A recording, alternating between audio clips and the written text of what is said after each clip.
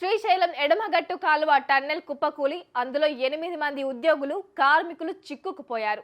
అసలు వారు ప్రాణాలతో ఉన్నారో లేరోనని, ఎలాగైనా క్షేమంగా తిరిగి రావాలని రాష్ట్ర ప్రజలంతా 2 రోజులుగా ఉత్కంఠగా ఎదురు చూస్తున్నారు.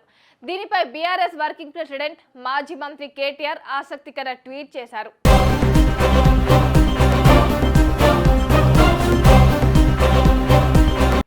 ఎస్ఎల్బీసీ టన్నెల్ కుప్పకూలి 8 మంది ఆచూకీ తెలియని ఈ విపత్కర పరిస్థితుల్లో ముఖ్యమంత్రి ఎమ్మెల్సీ ఎన్నికల ప్రచారంలో మునిగి తేలడం దిగజారుడు రాజకీయమే. రాష్ట్ర ముఖ్యమంత్రికి జరిగిన ఘోర దుర్ఘటనపై సీరియస్నెస్ లేకపోతే ఇక అధికార యంత్రాంగానికి ఎక్కడుంటుంది? రెస్క్యూ ఆపరేషన్ ఎలా ముందుకు సాగుతుంది? ఓట్ల వేటలో జిల్లాలు చుట్టూ వచ్చేందుకు ముఖ్యమంత్రికి సమయం ఉంది, కానీ ఒక్కసారి క్షతగాత్రుల ఆర్ధనాదాలతో మిన్నంటుతున్న ఎస్ఎల్బీసీ టన్నెల్ కు వెళ్లే టైం లేదా? ఇందిరమ్మ రాజ్యంలో ప్రజల ప్రాణాలకు ఇచ్చే విలువ ఇదేనా?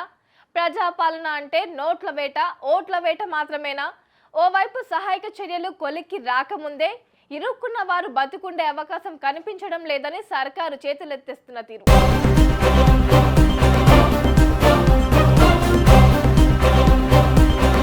మరోవైపు సహాయక చర్యలను పర్యవేక్షించి బాధితుల కుటుంబాలకు భరోసా ఇవ్వాల్సిన బాధ్యత మరిచి ఎన్నికలే మా తొలి ఎజెండా అనే ముఖ్యమంత్రి సర్కారుకు కనీస మానవత్వం కూడా లేదా? రోమ్ తగలబడుతుంటే నీరజ్ చక్రవర్తి ఫిడెల్ వాయించినట్టు 8 మందిని బలిపీఠం ఎక్కించి గ్రాడ్యుయేట్స్ కు గాలం వేసేందుకు సిద్ధమైన సీఎంను తెలంగాణ ప్రజలు గమనిస్తున్నారు. సరైన సమయంలో కాంగ్రెస్ కు కర్రు కాల్చి వాత పెడతారు అంటూ కేటీఆర్ తన ట్విట్టర్ అకౌంట్లో రాసుకొచ్చారు.